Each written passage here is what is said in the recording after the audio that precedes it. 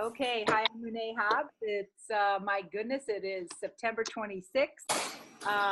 Here I am with the students at the Harrington School of Communication and Media at the University of Rhode Island. And we are in this crazy fully online class called Com 416. And this week, students made really active use of Twitter to give each other feedback. And I was really happy to see that. And yes, I am making my way through the LEAP 1s. Soon I'll have those grades back to you. I'm really enjoying looking at those. And tonight I am calling in from quite an amazing day of travel. I'm going to share with you my screen. Last week I told you I was going to Sarajevo. That is correct, and I did, and it was amazing. And Sarajevo is the new Berlin. It is the hip, cool place to be, but it's also a really amazing country that faced a major war just 22 years ago, and evidence of that war is everywhere. And the war lasted for 4 years. If you think of Sarajevo, it's like the city of Denver. You know how Denver is surrounded by mountains all the way around? It's up in the mountains. Sarajevo is a Olympic skiing, beautiful, beautiful mountains. But it's a medieval city that's sitting like in a bowl surrounded by mountains. So when they were attacked during the Bosnian War by the Serbian army, they were like sitting ducks. And almost everyone has a horrible, terrible, tragic story to tell. You see the impact of post-traumatic stress syndrome as simple things like getting water or crossing the street became really, really dangerous. And of course, there's quite a lot of propaganda here. So that was fascinating. But I'm not in Bosnia and Herzegovina anymore. I got on an airplane and I flew up here to the little city called Cologne. And you can see it up at the top of the map. It's kind of near Belgium, right? It's in the western part of Germany. And I'm giving a big speech here on Friday. So pretty happy to be here. Germany just faced an election, and people in Germany here are a little bit concerned about it for some of the reasons that we're going to talk about when we talk about the film, right? Look Who's Back. In some parts of Germany, the far-right ultra-nationalists got 30 or 35% of the vote. That's especially true in the former eastern part of Germany. You remember the eastern part of Germany was the part that was controlled by the Soviet, right, for 40 or 50 years. So when they got democracy, it was like, whoa, this is new. And that's of concern to people in Germany, that maybe racism and Islamophobia will come back here in the country. So it's really been a fascinating experience. The other thing that's really fascinating and interesting about Germany is the only country in the world right now that's trying to regulate the world's largest media company, Facebook. Germany is created a 50 billion euro fine for Facebook if Facebook content, hate speech on Facebook is not taken down. And so I've been all day in conversations with journalists and media people here about the pros and cons of trying to regulate Facebook. That's a topic we don't tackle so directly in this class, but as media and communication students, public relations students, students with an interest in media and politics, the regulation of Facebook is a really fascinating topic. So I'll probably be talking to you more about that along the way. Okay, so let me just go back to share my screen about the agenda for today. I'll see if I can figure that out, right? Let me go back to there. Does that work? Are you guys seeing the agenda for today? Yes. Maybe the home page is the best place for me to start. I wanted to give some comments on what I'm noticing about, what happened there? Yeah, there we go. I wanted to give some comments on my careful look at your content that you shared from both Ryan Holiday and from the Look Who's Back film discussion. So let me start with that, the Look Who's Back film discussion. Some of you found this film super disturbing. Others found it hilarious, but everyone had a really interesting perspective on it. And I just want to share some of the highlights from reading over your reactions to this film. Rachel, you worried about history repeating itself. And that's a reasonable concern to have. This film really invites us to think about the continuities between past, present, and future. And Kelly Falco, Kelly, you mentioned that hilarious scene, or it's really quite peculiar scene, where Hitler is having a conversation with a lady about dog breeding and how intermixing the dachshund with the schnauzer is bad. And that metaphor for racial prejudice is unmistakable, and certainly a kind of funny but kind of weird moment in the film. Alex, Izzy, what a great response, Alex. Alex was, to my knowledge, the only person who mentioned our hero, that is the doofus TV guy who bumbles into Hitler and tries to manage him. Sawatsky, I think his name is, right? Alex, you're the only person who mentions that really poignant scene at the end when Sawatsky's in the padded room. Remember that scene there? He's crazy. He's gone crazy, right? And Alex, you say something about how that's a really poignant moment because he knows the truth about Hitler and everybody else is living in an illusion. And maybe the filmmaker wants you to wonder about maybe sometimes the truth can make you crazy, right? And that padded cell moment is, of course, very, very powerful. And Alex, you also mentioned that creepy moment at the end when we see Hitler and the lady TV executive, partners in crime, riding in the great big limo, and how, yes, that's the partnership that will lead to world domination. So that was really, I think, perhaps if you haven't seen Alex's or read Alex's comments, do go back to the Pathright and take a look. They're really strong. Michael, you talked about the really interesting moment in the film when Hitler goes off script, right? And he rivets the audience of the TV show, right? And you talk about the power of silence, and several of you talked about that moment, right?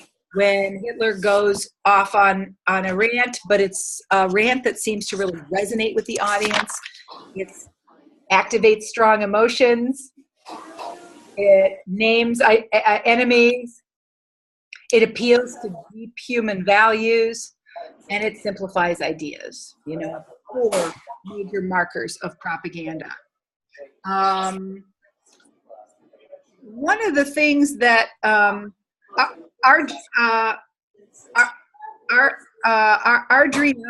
Adriana mentioned was the hilarious moment when Hitler makes fun of the vegetarian cooking show guys, right? And he says, like, you've got the most powerful technology on earth.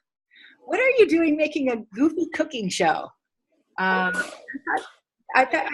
was happy to see that you pulled out that moment because I think it was really interesting. And Jenna Z, really interesting observation about how in the beginning, Hitler read up on trying to understand what was going on in modern Germany by reading the news in the kiosk, right, at the very beginning of the film, and how Hitler praised the Green Party, right, saying, you know, appreciation for the homeland and the motherland is super important. And Jenna, you were one of several people who talked about the creepiness of the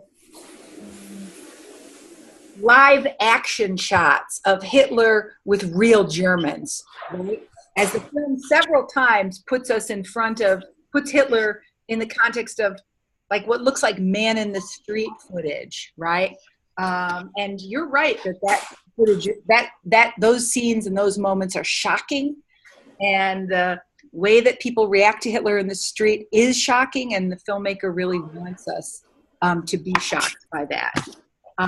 So overall, I was pretty happy with the quality of examples that you used, the quality of insights that you had about the film. And now, and this is complicated and weird, we're going to see if we can figure out whether or not we can draw a connection between some of the issues talked about in the film and some of the issues talked about in Ryan Holiday's Trust Me, I'm Lying. So, many of you made great, I'm just now looking at the Flipgrid comments, and you can see I'm talking back to some of you, right? So go back to the Flipgrid and see if I'm talking back to you, because I have some feedback for you. I put it in the Flipgrid there. What I'd like to do is break up into small groups for just a little bit and see if we can make a connection between the themes and ideas of the film and Ryan Holiday's arguments in the second half of the book, where he shows us the dark side of the internet, pay-per-click culture, and all the rest. So we're going to break up into some small groups, and we're going to see if we can think about the similarities and differences between Trust Me, I'm Lying and Look Who's Back.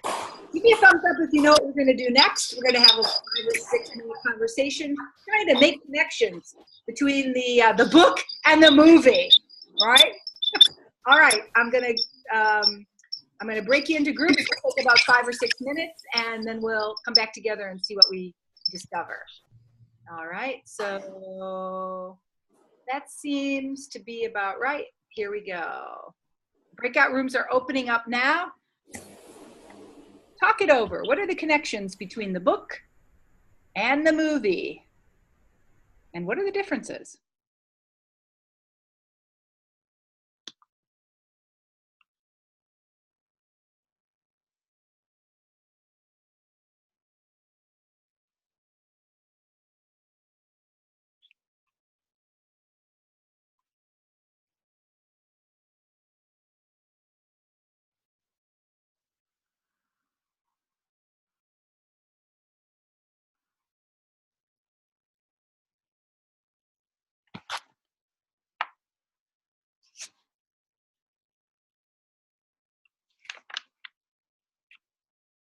At what people kind of wanted to know about and wanted to hear about, and kind of gave them what they wanted, whether it was their worst intentions or, you know, so. Yeah, I just like the way Hitler goes about it in the movie and in real life. Like, he doesn't really hide anything. Ryan Holiday also doesn't really hide anything about what he's talked about, what his plans were. He was very open, just as Hitler was. Like, Hitler was just surprisingly honest, and it was something people had never seen before, and I guess respected out of him. As weird as it sounds to say, respecting Hitler, but you know what I mean. Yeah, they did. Interesting point. Both they were kind of transparent about their intentions, weren't they? Both of them.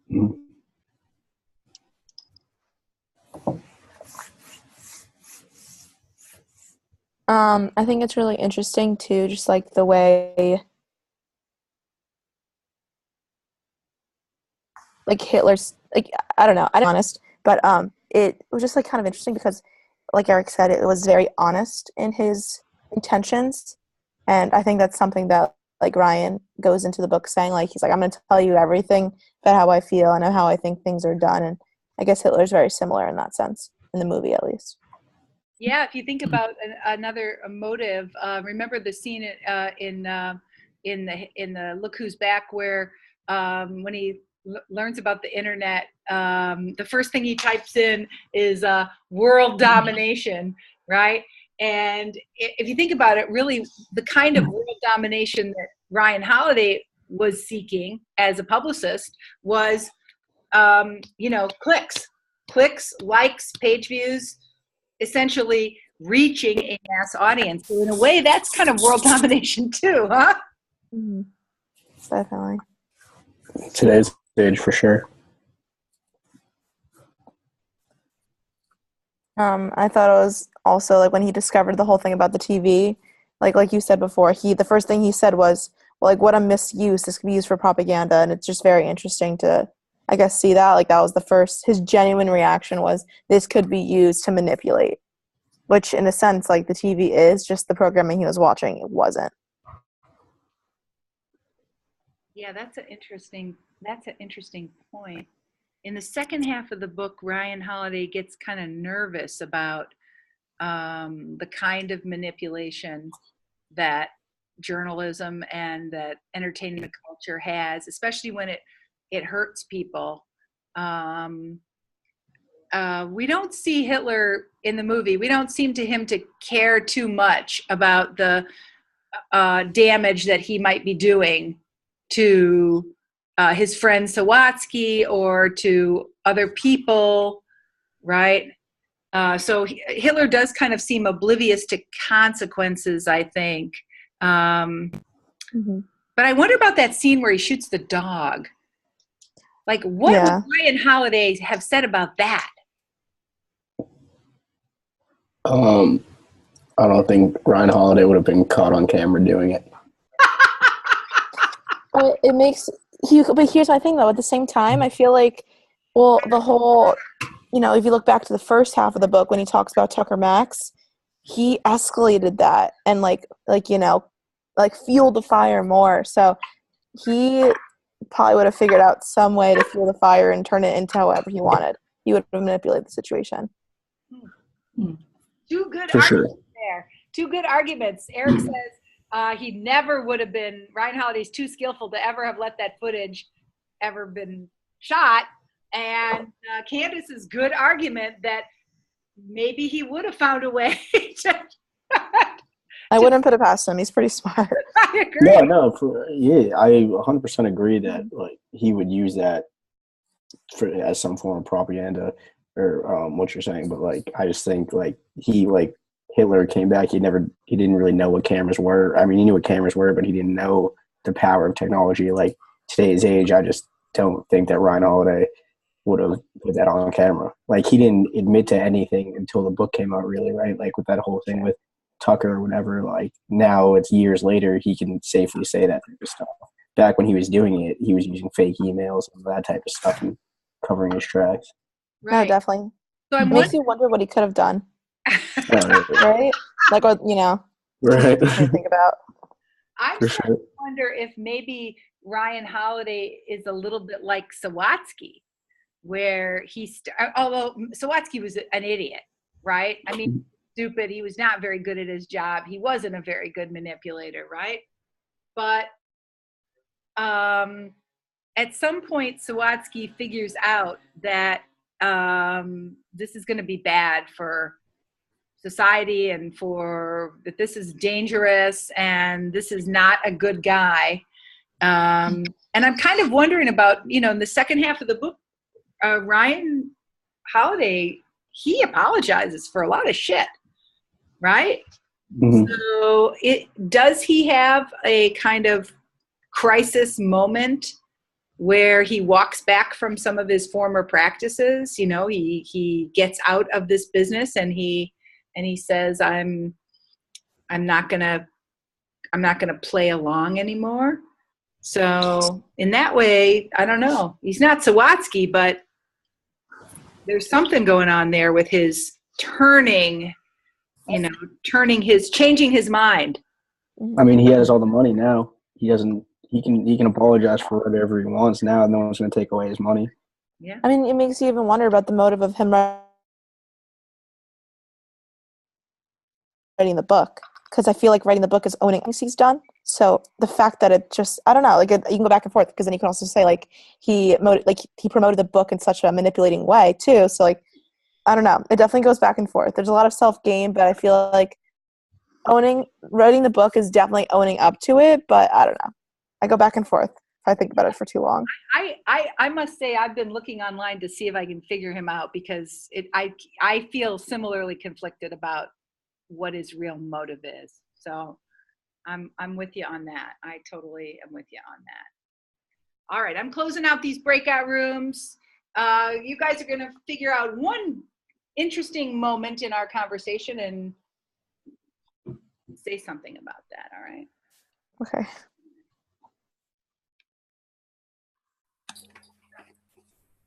Okay, I think we are coming back.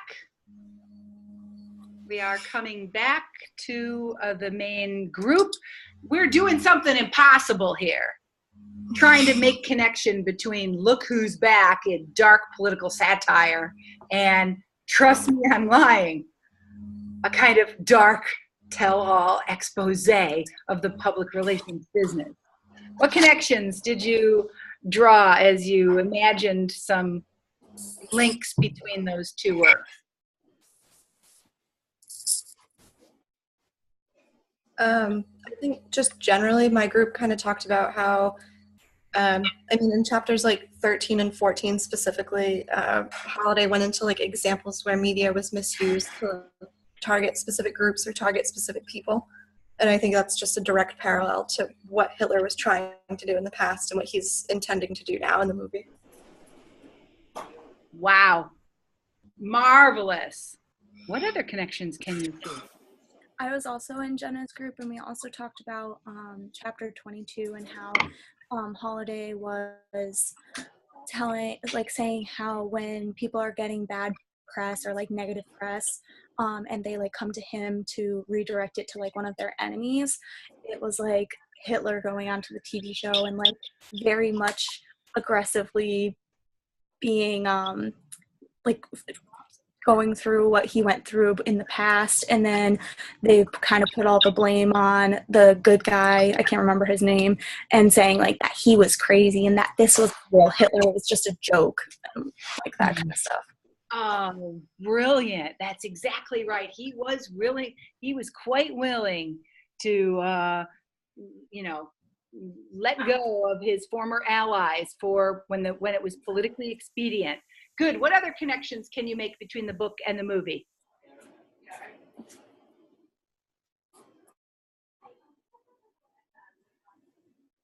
We'll hear two more.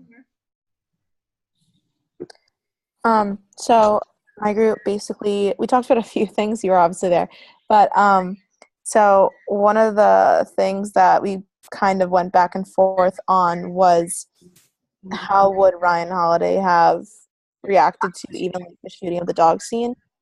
And Eric basically said like, oh, like Ryan's too smart for that. Like he would have never gotten involved in the first place. He would have completely avoided it or this or that.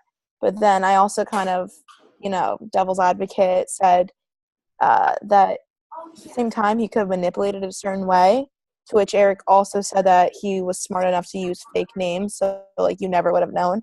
So it could go back and forth like all day, but it was really interesting to talk about. Yeah, we were really imagining, like could Ryan Holiday have taken the dog, the dog assassination moment and like spun it to be a good thing, right? We were really trying to wrap our head around that.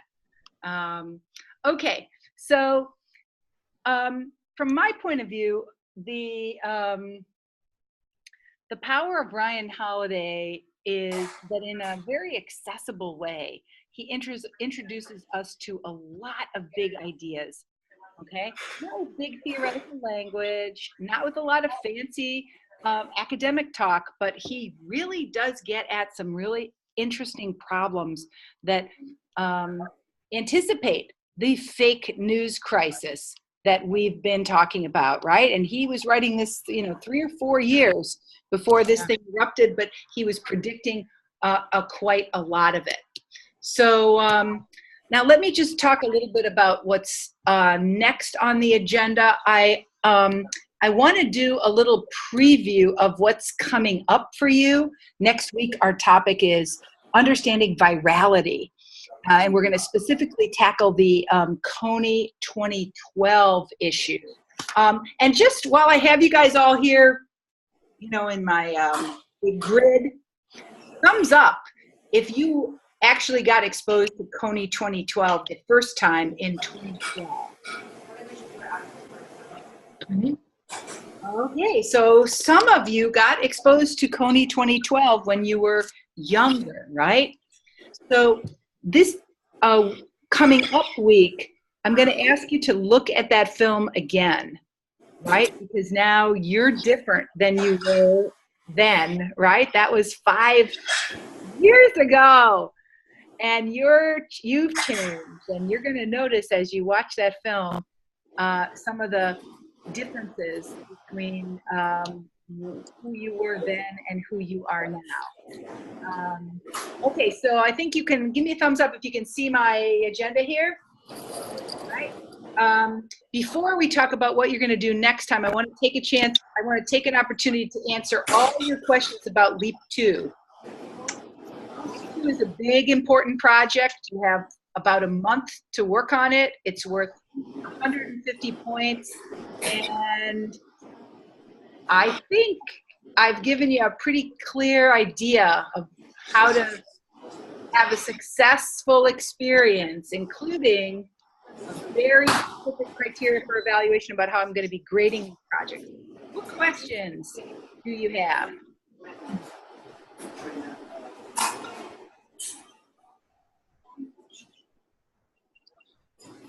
I know it says that you want us to put our sources that we use on our blog once we post it. Do you want us to put our sources also in the actual video? No? Nope. Okay. You may if you want to. I'm a big fan these days of Adam Ruins Everything. Are you guys watching that show? Oh my God, it's awesome. Adam Ruins Everything on True TV. It's the first TV show I've ever seen that has footnotes. It's an entertainment comedy where he tackles misinformation about all kinds of topics, and he puts sources on the screen, which is something you see all the time. So whether you put sources on the screen or not is a personal judgment, but this happens on the blog page. I'm glad you asked that question. Good question.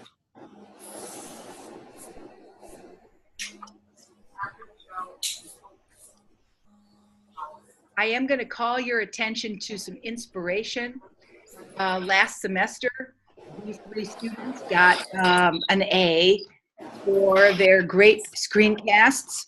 Nikita critically analyzed a music video produced by Chipotle.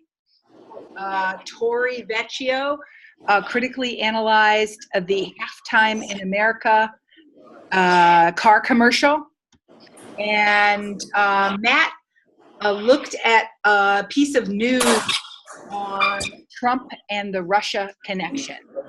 And of course, if you search using the keywords COM416, you probably could find all the students, which might be something you're interested in. But those may give you some inspiration, right? Here's the thing. There's absolutely no way you can do this project the night before, the day before, or even 2 days before, okay?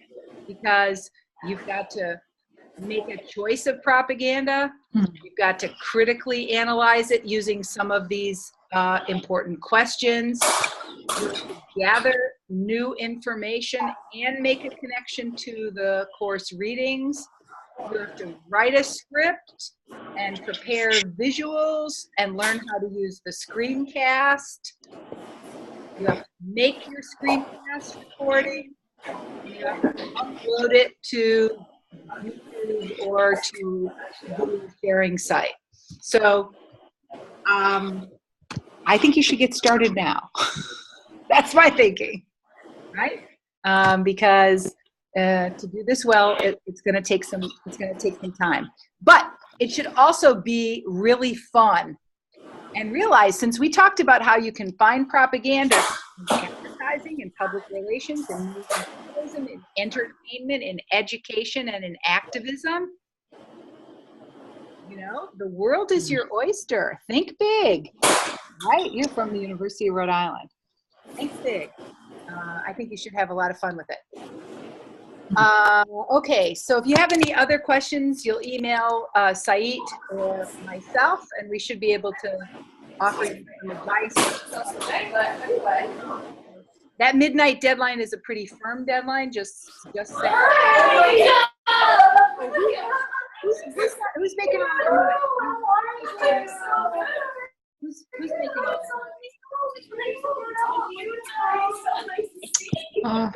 Who's making all that noise?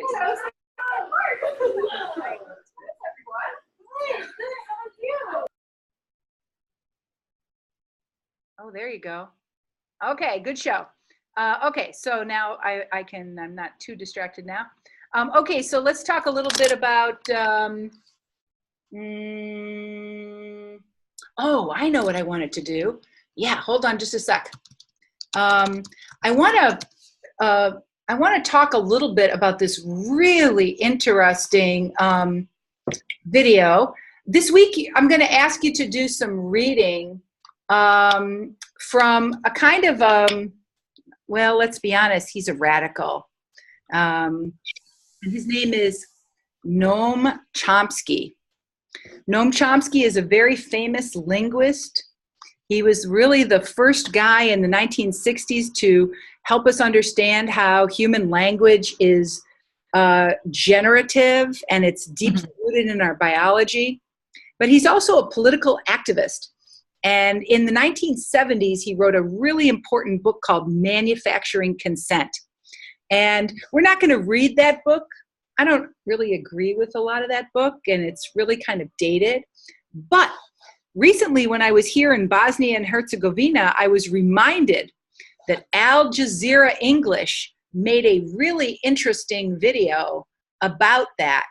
So we're going to watch this video now and see if we can capture some of the main ideas.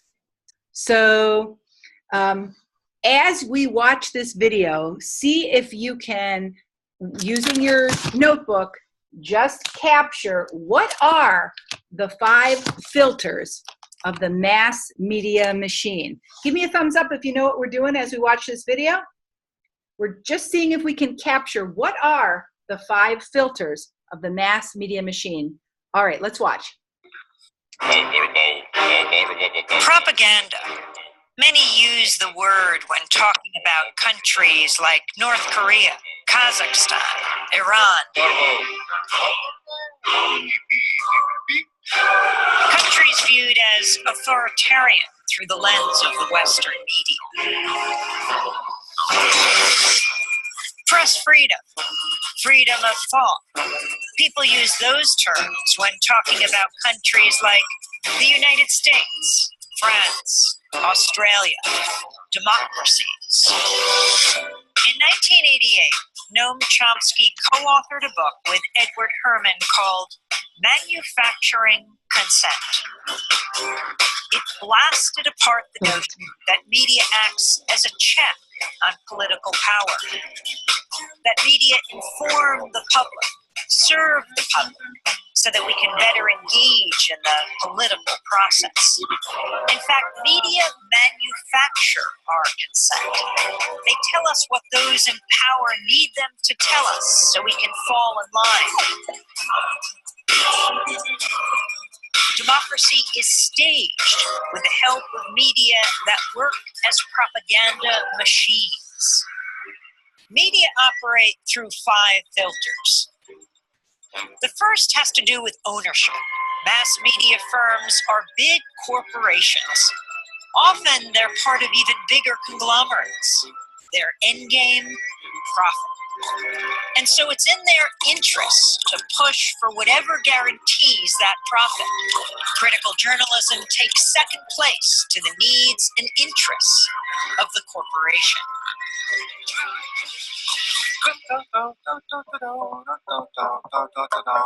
The second filter exposes the real role of advertising. Media costs a lot more than consumers will ever pay. So who fills the gap? Advertisers. And what are the advertisers paying for? Audiences. And so it isn't so much that the media are selling you a product, their output. They're also selling advertisers a product, you. How does the establishment manage the media? That's the third filter. Journalism cannot be a check on power because the very system encourages complicity. Governments, corporations, big institutions know how to play the media game. They know how to influence the news narrative. They feed media scoops, official accounts, interviews with the experts. They make themselves crucial to the process of journalism. So those in power and those who report on them are in bed with each other. If you want to challenge power, you'll be pushed to the margins. Your name won't be down. You won't be getting in. You've lost your access. You've lost the story. When the media, journalists, whistleblowers, sources, stray away from the consensus, they get flat. That's the fourth filter. When the story is inconvenient for the powers that be, you'll see the flat machine in action, discrediting sources, trashing stories, and diverting the conversation. To manufacture consent, you need an enemy, a target. That common enemy is the fifth filter. Communism, terrorists, immigrants, a common enemy, a boogeyman to fear helps corral public opinion. 5 filters, one big media theory. Consent is being manufactured all around you, all the time.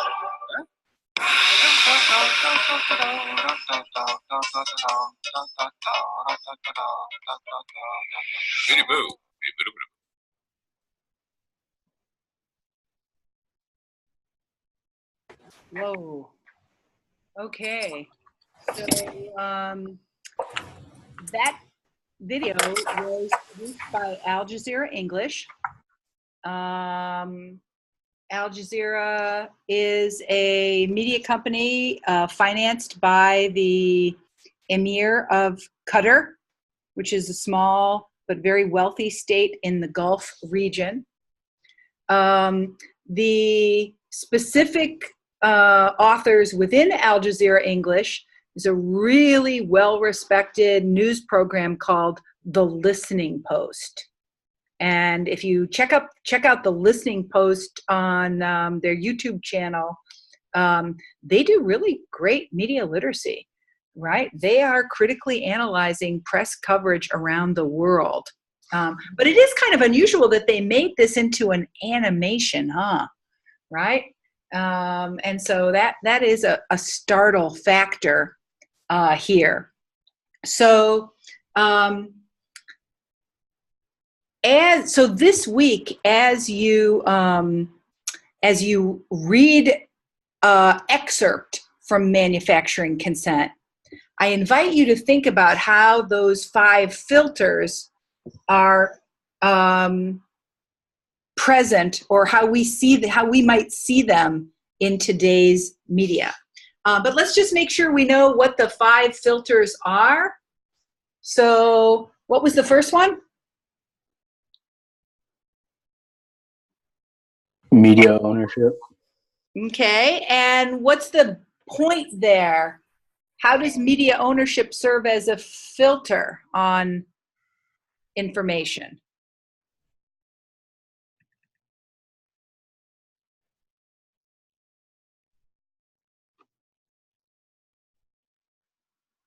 Like corporations are owning what's being said in like the media. And they have to be profitable, right? Every quarter, they have to make money. Every 3 months, they have to report more money, making more money than the last quarter, right? So it's that requirement by Wall Street, really, banks, that they continue to get more and more profitable. They can't stay the same.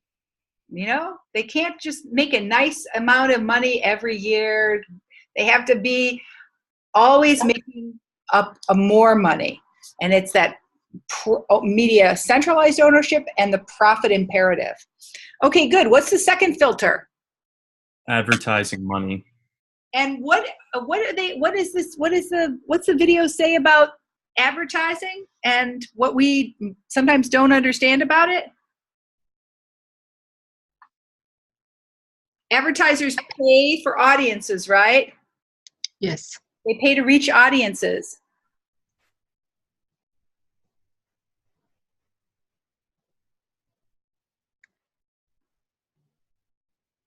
But the key idea that gets introduced in this video is that we audiences are the product that gets sold to advertisers, right? We are the product.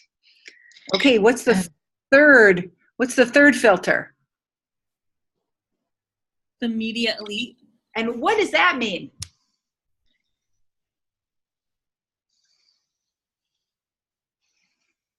It's how the establishing the messages that are put out there. Yeah, so this idea that since reporters are dependent on sources and they can't do their job without having close connections with the people in power, that they're afraid to challenge the power, right? Their complicity. And so it says the system encourages complicity. Reporters need sources, so they don't challenge each other. They're in bed together. And they don't challenge people in power. So they can't challenge people in power. The fourth one is flack. What's flack? Like discrediting news when it doesn't benefit them. Right. When was that video made? Noam Chomsky's book was written in 1984. Now, when was that like little video? When was the video made? Oh, I think it's about 2 years old. Let's take a look here. When was that video made? It's got 500,000 views. It was published on March 2nd, 2017. Interesting. March 20. Notice the haircut? The haircut on the dude with the flack. Tell me about that. What did you notice? It looked a lot like Donald Trump's haircut. Intriguing. Thank you for sharing that. That's a great visual analysis, Eric. I appreciate that. And what's the fifth filter? There's a common enemy with the media, whether it's terrorism or communism. The media will pick a common enemy for people. Nice. Okay, so I think to pick out. Very, very good. So I think with this video in mind, you're going to be well prepared to, slog through what is an older and more classic text. Okay, so now I'm going to turn to talk to you about what's going on with the path, right? And to do that, I'm just going to go to, let's see if I can go to what I'd like you to do for next week. So I'm going to just do a little bit of review. One thing that's happening this week is quiz 1. Quiz 1 is up, it's open, and you have 48 hours to complete it. It's just 5 questions. Each question is worth 10 points, so don't obsess about it. Be as concise and as crisp as you can. It is an open book, open note text, but the one thing I would encourage you is do not cut and paste. Use your own writing, use your own ideas. Don't cut and paste. That's not a good thing. So I do want you to read this excerpt from Noam Chomsky's book, Manufacturing Consent, where he describes the 5 filters of the propaganda model. And then I'd like you to tweet a link to demonstrate your understanding of these ideas using the hashtag COM416. So I want you to see if you can take some idea from the reading and explain it in the concise way that Twitter demands. After you read Manufacturing Consent, you're really ready to watch the 30-minute documentary, Coney 2012, again, sort of as a grown-up. I'm going to ask you to discuss this question. What makes this video an effective form of propaganda? We know it is the most viral media of all time, attracting 100 million views in less than a week. So what makes this video an effective form of propaganda? What are the specific messages, content, and techniques used to activate strong emotions, simplify ideas, appeal to audience values, and attack opponents, right? So after you watch the Coney 12 video, go back there. Let's see if I can get it to go back. Go back. Why is it not going back? There we go. I want you to read a piece that I wrote a few years ago called The Blurring of Art, Journalism, and Advocacy, Confronting 21st Century Propaganda in a World of Online Journalism.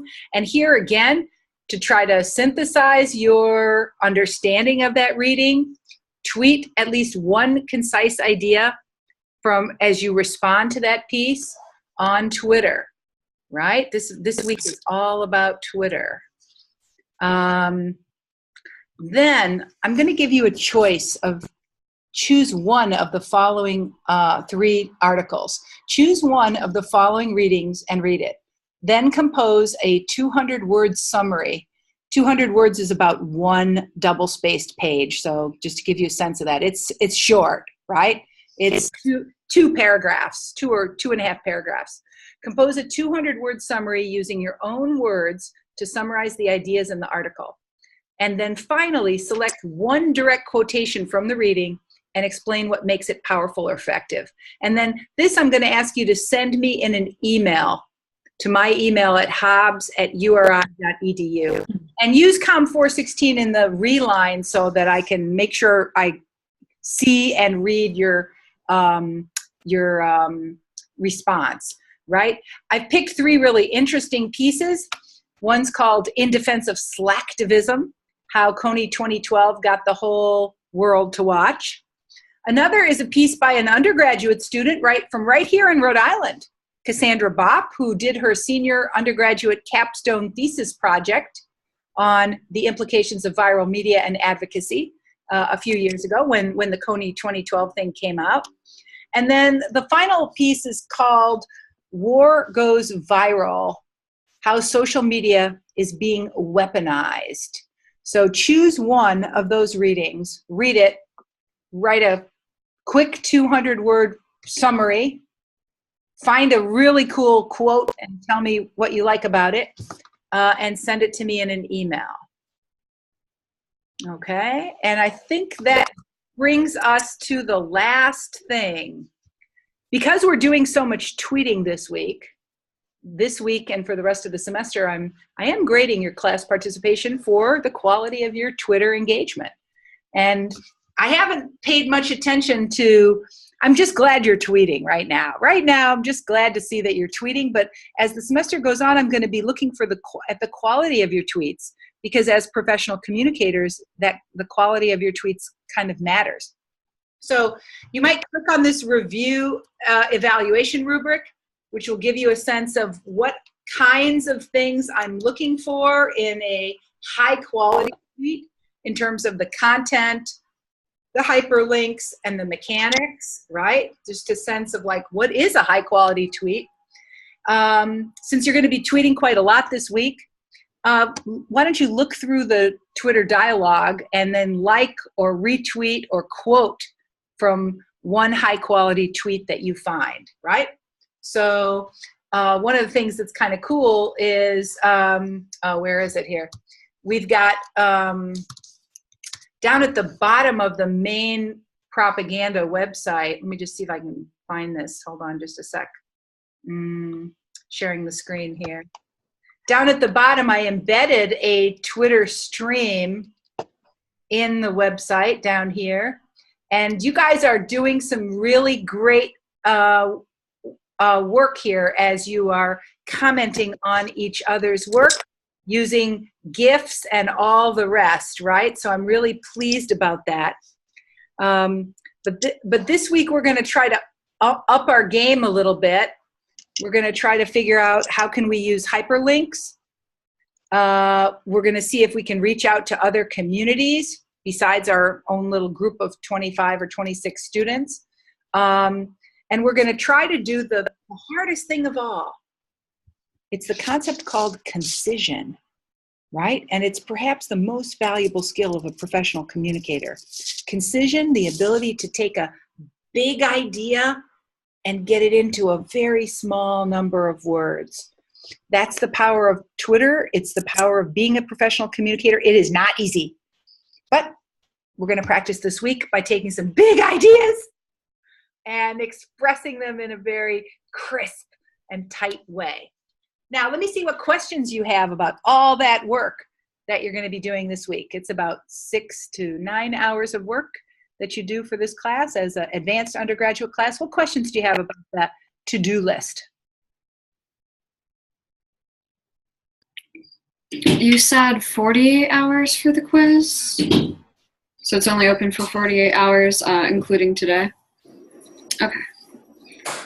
Yeah, so you should plan to complete it within the next 2 days.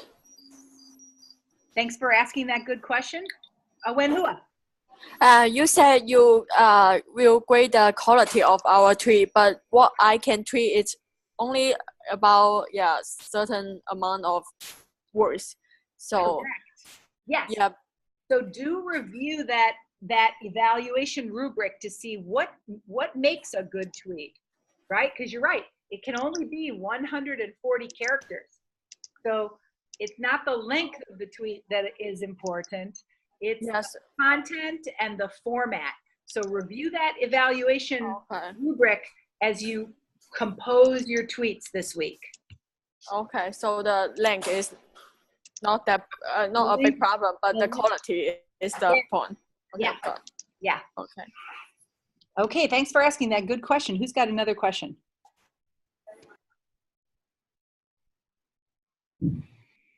Okay, we're getting in the thick of it with our topic of, Rachel, do you have a question? No, we're getting in the thick of it with this topic of virality. And it turns out because you are growing up and young adults in the digital age, you have a lot of insights on what makes something go viral. And that's really what we're going to be tackling next week. As we look at Coney 2012, we're going to ask, how come this video got 100 million hits in 1 week? Like, you know, of all the things that could go viral, what made it go viral?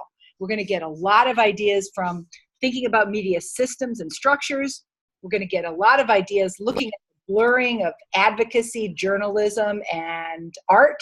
And we're going to get a lot of ideas by looking at the specific work of the group that created this, Innocent Children, and the filmmaker, Jason Russell. So I think you're going to have a lot of fun this week with the readings and with the video. Have a great week. Next week, yay, I'll be back in Rhode Island. So I look forward to seeing you then.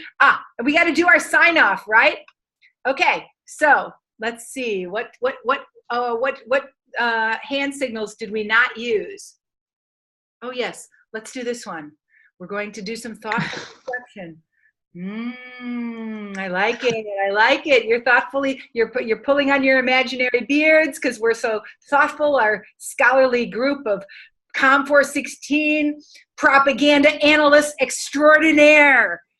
Good work, you guys. We'll see you next week. Bye-bye.